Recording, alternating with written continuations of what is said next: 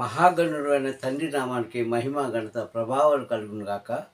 మా ఇదిగో వాక్యము అనే యొక్క ఛానల్ ద్వారా వాక్యం వింటున్న మిమ్మల్ని దేవుడు దీవించి ఆశీర్వదించును గాక. పులి సంగమా అనుదినం కూడా వాక్యం వింటున్నారు.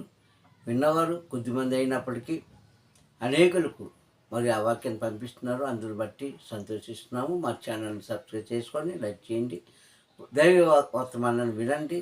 ఆయన ఇచ్చే ఆశీర్వాదం పొందుకోండి. మరియు ఉదయకాల సమయంలో తండ్రి మనతో మాట్లాడుతున్నది, మనకు నేర్పిస్తున్న పాఠాన్ని మనం నేర్చుకుందాం జాగ్రత్తగా. పురే సహోదరులారా, ఈరోజు వాక్య సందేశం చూసినట్లయితే 23వ అధ్యాయంలో కీర్తన భాగం నుంచి దావీదు గారు చెప్పిన మాటలు మనం నేర్చుకుందాం.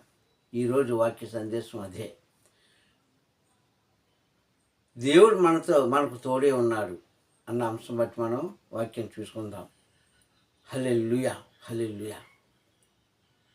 ప్రియ సంగమా, మరి ఈ వాక్యాన్ని వింటున్న మీరు కూడా అదే తలంపులో, అదే ఉద్దేశంలో అలాగనే మీరు ఆశించాలని, జీవించాలని కోరుకుంటున్నాను. హల్లెలూయా. ఈరోజు వాక్య సందేశం చూసినట్లయితే దేవుడు మనకి తోడే ఉన్నాడు. హల్లెలూయా. ఈ అంశాన్ని బట్టి చూసుకుంటే దావీదు గారు అంటున్నాడు 23వ అధ్యాయంలో, యెహోవా నా కాపరి, నాకు లేమి కలగదు.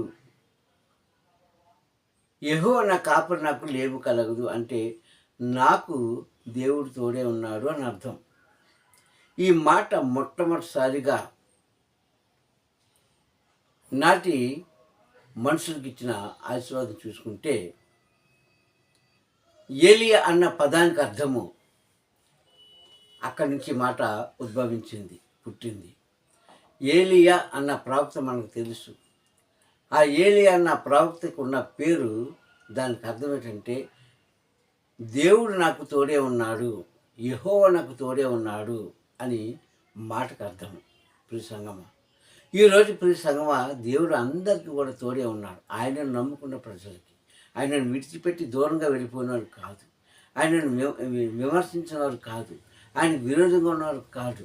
అలాగని దేవుడు ఎవరికి కూడా విరోధి కాదు.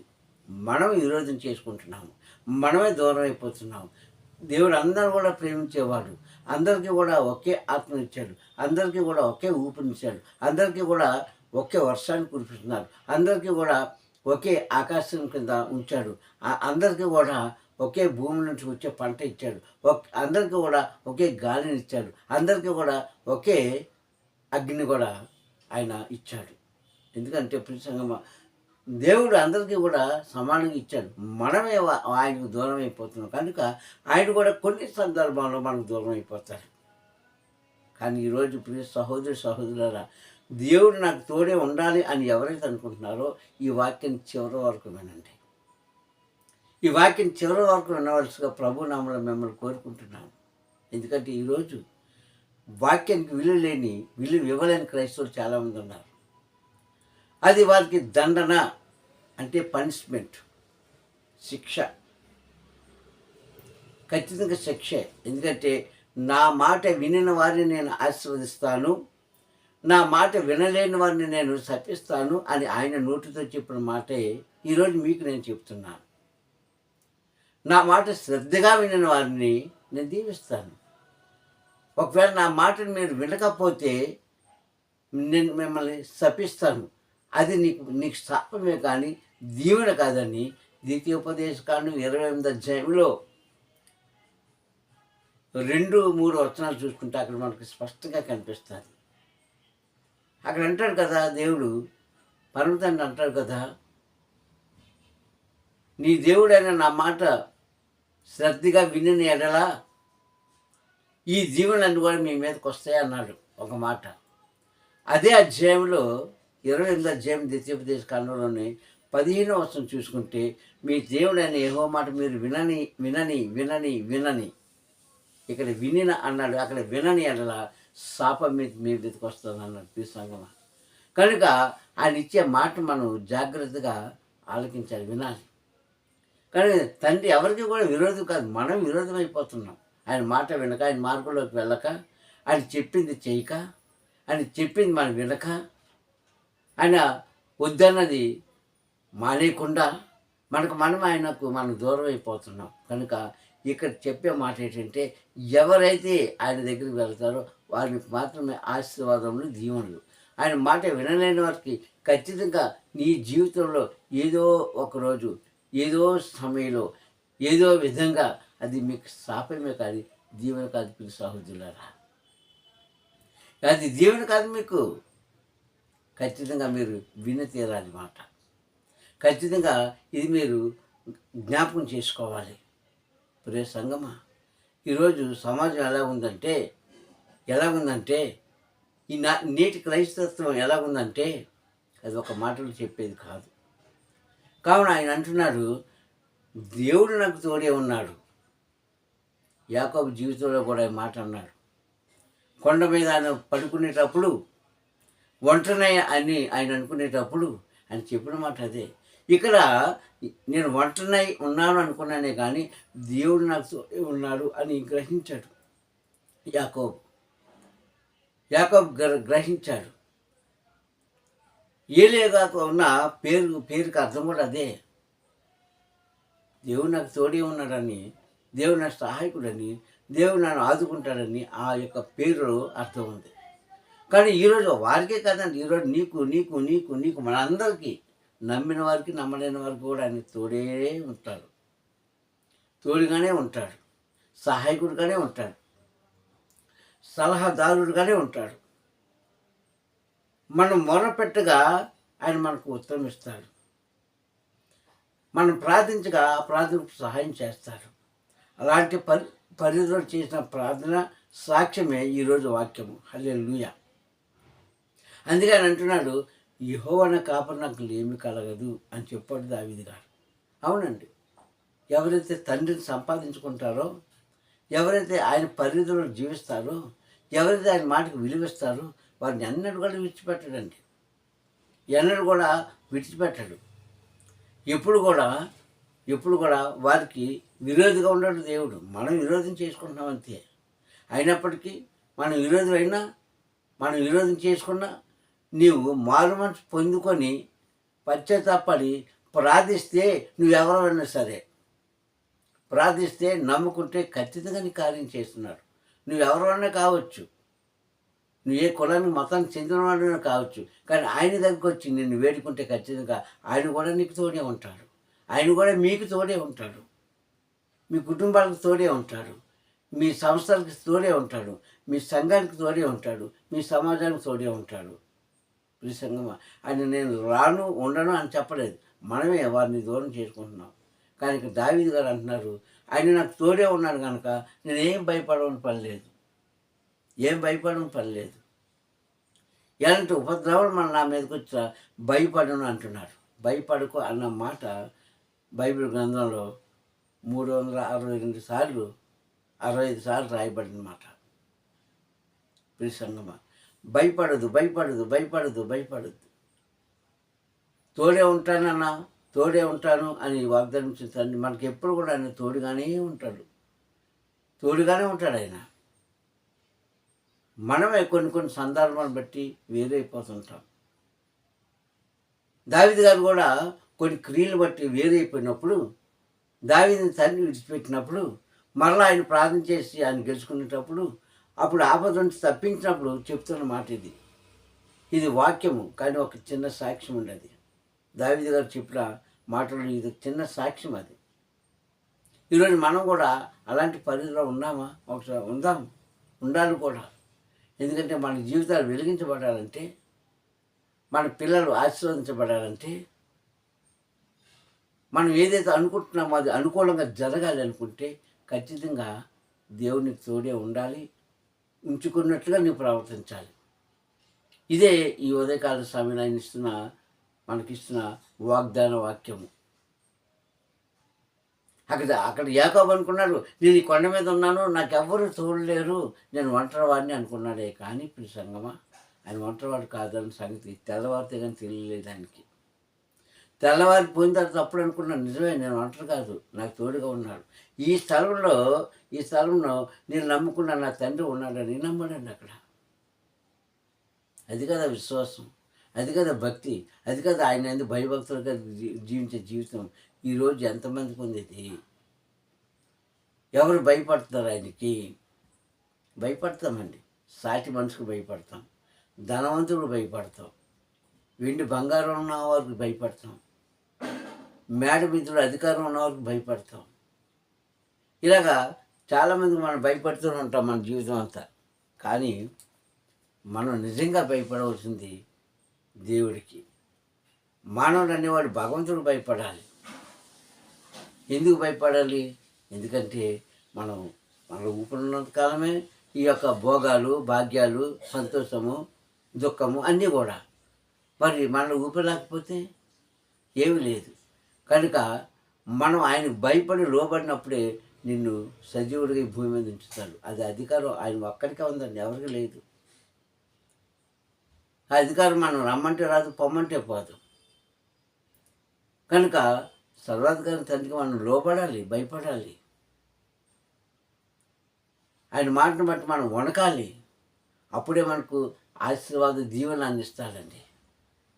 అందుకంటున్నాడు దావీదు గారు, నాకు దేవుడు తోడే ఉన్నాడు కనుక నేను ఎవరికి భయపడ పని లేదు, ఎవరికి శిరస్సు వంచవలసిన పని లేదు, ఎవరి దగ్గర కూడా నేను వంగిపోవలసిన పని లేదు, ఎవరికి లొంగిపోవలసిన పని లేదు అన్నారు అక్కడ.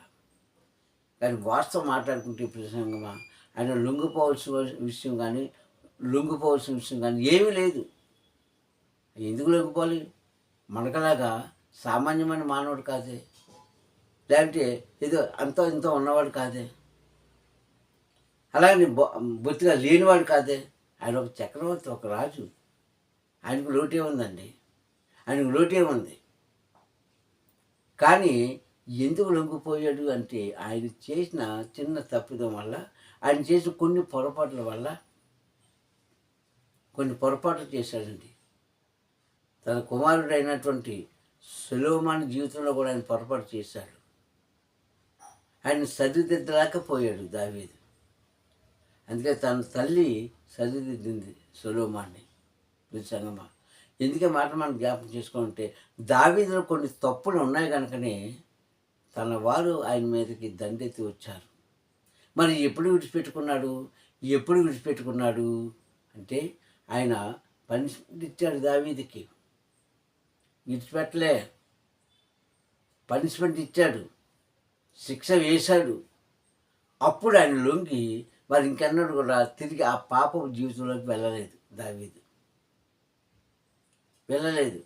దావీదు ప్రార్థనాపరుడే, దావీదు భక్తిపరుడే, దావీదు రాజే.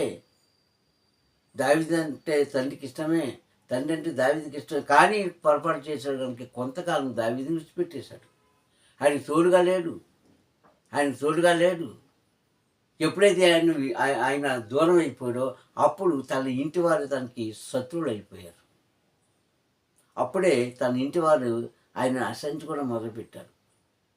తన చేతిలో ఉన్న సైనికులు కూడా ఆయన చూసి అసహించుకున్నారు. కానీ కొడుకు అబ్షలోము కూడా ఆయన చూసి చంపడానికే ప్రయత్నం చేశాడు.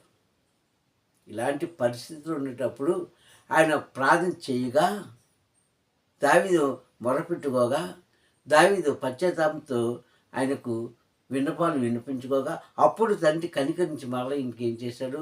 పోయిన భాగ్యాన్ని, పోయిన ప్రార్థనా శక్తిని, పోయిన ఏదైతే విడిచిపెట్టుకున్నాడో అది తిరిగి ఇచ్చాడు. అందుకే చెప్తున్నాడు కదా దావీదు, అందుకే చెప్తున్నాడు, పరమతండ్రి నాకు తోడుకున్నాడు కనుక నేను ఎవరికి భయపడడం పని లేదు ఆయన చెప్పిన మాట మనం జ్ఞాపకం చేసుకొని ఇప్పిస్తాం. ఈరోజు అందరికీ తోడే ఉన్నాడండి ఆయన. మరి ఎవరికి తోడే ఉండడంటే ఆయన మాటకు వ్యతిరేకంగా జీవించే వారికి తోడుగానే ఉంటాడు. కానీ కొంతకాలం వారిని విడిచిపెట్టేస్తారు. ఆ విడిచిపెట్టిన కాలం మనకి ఎలా ఉంటుందంటే అంధకార చీకటి కాలం. అది అంధకార చీకటి కాలం. ఇశ్రాయేలు ప్రజలు కూడా ఆయన చెప్పిన మాట వినలేదు కనుక విడిచిపెట్టేశారు కొంతకాలం. అందుకే వారు ఐగుప్తు దేశంలో అంత శ్రమ పడ్డారు. అంత బానిస బతుకు దిగజారిపోయారు. దేవుని చేత ఆశీర్వదించబడిన వారు, దేవుని చేత దీవించబడిన వారు ఒక అన్యుల దేశంలో వారు ఏమయ్యారంటే బానిస జీవితం జీవించారంటే, ఒక అన్యుల దేశంలో వారు బానిస జీవితం జీవించారు. ఓ క్రైస్తవులారా, మనం కూడా అంతే అలా ఉన్నామా? ఒకసారి జ్ఞాపకం చేసుకోండి. నీవు దైవ కుమారుడై ఉండి, దైవ కుమార్తెవై ఉండి, ఆయన నీకు నిత్యము సహకారం చేస్తున్నప్పటికీ అవేమి కూడా మీరు పట్టించుకోకుండా అవన్నీ విడిచిపెట్టించుకొని మీరు బానిస జీవితంలోకి వెళ్ళిపోవాలనుకుంటున్నారా? అది నీకిష్టమేమో కానీ నిన్ను పెంచి పోషించి ఇంతవరకు నీకు ఆయుష్కాలం ఇచ్చి ఆరోగ్యం ఇచ్చిన తండ్రికి ఆయన నామానికి అవమానం. అది ఆయన నామానికి అవమానం అండి. అందుకే ఆయన మనసులో నొచ్చుకున్నాడు, బాధపడ్డాడు. ఇలాంటి బిడ్డలు నేను ఎందుకు పుట్టించాను భూమి మీద, ఇలాంటి బిడ్డలకు నేను ఎందుకు జన్మనిచ్చాను, ఎందుకు నా ఊపిరినిచ్చాను, ఎందుకు బ్రతికించానని మనసులో నొచ్చుకున్నాడంటండి. ఆదికాండం 6వ అధ్యాయంలో 5-6 వచనాలు పరిశీలన చేసుకుంటే అక్కడ ఈ మాట మీకు కనిపిస్తాయి. నరుని భూమి మీద జన్మింపజేసినందుకు, వారి మనస్తత్వం సరిగా లేనందుకు, వారి బుద్ధి సరిగా లేనందుకు, వారి ఆలోచన సరిగా లేనందుకు, వారి మంచి మార్గంలో నడవలేనందుకు, ఈ మనుషులు పుట్టించినందుకు తన మనసులో నొచ్చుకున్నాడు అని 6వ అధ్యాయము ఆదికాండము 5-6 వచనాల్లో స్పష్టంగా ఆయన ఆనాడే అంటే ఇంకా ప్రజలు ఇన్ని కోట్ల జనాంగం లేరు, ఇన్ని లక్షల జనాంగం లేరు, లేకముందే ఆయన మనసులో నొచ్చుకొని బాధపడిన సంఘటన మనం చూస్తున్నాం. సంగమా అంటే ఈ పొరపాటు, ఈ తప్పిదము ఎక్కడి నుంచి ఉంది? అది నుంచే ఉంది. మరి వాళ్ళకి తోడుగా లేడు తండ్రి, అప్పుడే ఉన్నాడు. మరి వారు ఎందుకు దారి తప్పరు అంటే వారు అప్పుడు కూడా వారు అనుకున్న ఇష్టంగా జీవించడానికి వారు ఏం చేశారంటే దారి తప్పారు. అందుకే ఆయన ఏం చేశాడు? ఆయన విడిచిపెట్టేశాడండి. విడిచిపెట్టిన కాలమే చీకటి కాలంగా ఉంటుంది. హల్లెలూయా. ఈరోజు మనల్ని కూడా విడిచిపెట్టేస్తున్నారేమో, జాగ్రత్త. నిన్ను కూడా విడిచిపెట్టేస్తున్నారేమో, నీ కుటుంబాన్ని విడిచిపెట్టేస్తున్నారేమో. ఒక్కసారి పరిశీలన చేసుకోండి ప్రియ సంగమా, ఒక్కసారి పరిశీలన చేసుకోండి. కానీ ఆయన ఏమంటున్నాడు? ఇశ్రాయేలుని కాపాడువాడు కునుకును నిద్రపోడు అన్నాడు. మరి మనల్ని కాపాడుతున్న తండ్రి కొనుక్కుని ఆయనే ఈయన ఆయన కదా. మరి ఈరోజు మనల్ని కాపాడుతున్నవాడు. పైగా ఎవరైతే నా దగ్గరికి నమ్మకంగా వస్తారో, ఎవరైతే నాలో నమ్మకంగా జీవిస్తారో వారిని విడవను ఎడబాయను, వారికి నేను తోడే ఉంటాను అన్నాడు. వారిని విడిచిపెట్టను, వారిని దూరంగా పెట్టను. ఎడబాయుట అనగా దూరంగా పెట్టడం. ఎడబాయుట అన్న పదానికి అర్థం దూరంగా పెట్టడం. నేను విడిచిపెట్టను, దూరంగా పెట్టను ప్రియ సంగమా. ఎందుకంటే మనం నేర్చుకోవాలి ఇవన్నీ కూడా. ఈరోజు ఇక్కడేం చెప్తున్నా అంటే, ఇవన్నీ చేశాడు కనుక, తన తప్పింది ఆయన ఒప్పుకున్నాడు కనుక మళ్ళీ తిరిగి ఈయన దగ్గరికి వచ్చాడు కనుక అప్పుడు చెప్తున్నాడు దావీదు గారి మాట. అప్పుడు చెప్తున్నాడు నేను తండ్రికి లోబడి ఉన్నాను కనుక ఇక నా మీద ఎలాంటి ఉపద్రవాలు వచ్చినా సరే నేను భయపడను, ఎందుకంటే తండ్రి నేను గెలుచుకున్నాను అన్నాడు. హల్లెలూయా. ప్రియ సంగమా, తండ్రి యొక్క మాట మనం విన్నప్పుడు అది ఎంతవరకు మనకి అనుకూలంగా ఉంటుందో మనం చూసుకోవాలి. అలా ఉన్నవారే ఆశీర్వదించబడతారండి. అది ఏ తరంలోనైనా కావచ్చు, ఏ కాలంలోనైనా కావచ్చు, ఏ కుటుంబంలోనైనా కావచ్చు, ఏ మనిషి అయినా కావచ్చు. విశ్వసించిన వారిని ఎప్పుడు కూడా త్రోసివేయడు. ఆయన అందరికీ కూడా తోడుగా ఉన్నాడు కూడా. అందుకని అంటున్నాడు, నిన్ను విడువను ఎడబాయను అంటాడు. ఇశ్రాయేల్ ప్రజలను ఇంచుమించుగా 430 సంవత్సరాలు దూరంగా పెట్టాడు. అది వారికి చీకటి కాలము, కష్టాల కాలము, బాధల కాలము, వ్యాధుల కాలము. ఒక రకంగా చూస్తే పాతాళమే అది వారికి, నరకమే. 430 సంవత్సరాల తరువాత మళ్ళీ వారితో మాట్లాడడం మొదలుపెట్టాడండి. నిర్గమకాండంలో మాటలని మనకు కనిపిస్తాయి 3వ అధ్యాయంలో. 400 సంవత్సరాల తర్వాత మళ్ళా దేవుడు వారితో మాట్లాడడం మొదలుపెట్టాడు. అది వారికి ఏ కాలం అండి? చీకటి కాలము. ఇది వర్షాకాలం, ఎండాకాలం, శీతాకాలం కాదండి. మనకి కూడా వెలుగు కాలం ఒకటి ఉంటుంది, చీకటి కాలం ఒకటి ఉంటుంది. రెండు లోకానుసారంగా వర్షాకాలం ఉంది, శీతోష్ణ స్థితి శీతాకాలం ఉంది, వేసవికాలం ఎండాకాలం ఉంది. కానీ మనకి కూడా ఈ యొక్క కాలాలు ఉన్నాయి. అలాంటి కష్టకాలం నుంచి దేవుడు మనల్ని తప్పిస్తున్నాడు ఈరోజు. అందుకే ఇశ్రాయేలు ప్రజలతో మాట్లాడటం మానేసిన తర్వాత అది చీకటి కాలం అయిపోయింది. ఎందుకంటే దీపం ఉంటేనే ఇల్లు మనదే, మనం ఎప్పుడు అక్కడ ఉన్నవాళ్ళమే, మన ఇంట్లో ఉన్నవాళ్ళమే. కానీ దీపం ఉంటే కానీ ఏ వస్తువు ఎక్కడుందో మనకు కనిపించదు. నీళ్ళే నువ్వు పెట్టుకున్నదే, కానీ ఎక్కడుందో నీకు కనిపించదు. అలాగే తండ్రి మనలో లేకపోతే, తండ్రి మనతో తోడుగా లేకపోతే మన జీవితం ఏంటో మనకు అర్థం కాదు. మనం ఎటువైపు ప్రయాణం చేస్తున్నామో అర్థం కాదు, ఏం చేస్తున్నామో మనకు అర్థం కాదు, ఎలా జీవించాలో కూడా మనకు అర్థం కాదు. ఇవన్నీ నేర్పించేదే ఆయన. మళ్ళీ ఎప్పుడు మాట్లాడడం మొదలెట్టానంటే, మొదలుపెట్టాడంటే వారితో ఇశ్రాయేలుతో సమూయేలు కాలం వచ్చాక మళ్ళీ మొదలుపెట్టాడు ఆయనతో మాట్లాడడం. అంతవరకు వాళ్ళతో మాట్లాడలే.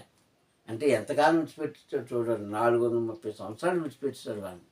ఈ 430 సంవత్సరాలు కూడా శ్రమకాలమే. ఈరోజు సంగమా, దేవుని యొక్క కృప మన మీద లేకపోతే అది మనకు శ్రమకాలమే. ఇదే మనకి ఆనవాళ్ళు, ఇదే మనకు ఒక సూచన. కనుక బైబిల్ బోధిస్తుంది, మీ తప్పుదమ్ముని మీరు తెలుసుకొని మరలా నన్ను మీ దగ్గర పిలిస్తే నేను ఖచ్చితంగా వస్తాను. అది కూడా అలాగా శుద్ధ మనస్సుతో, ఎలా పడితే అలా కాదు.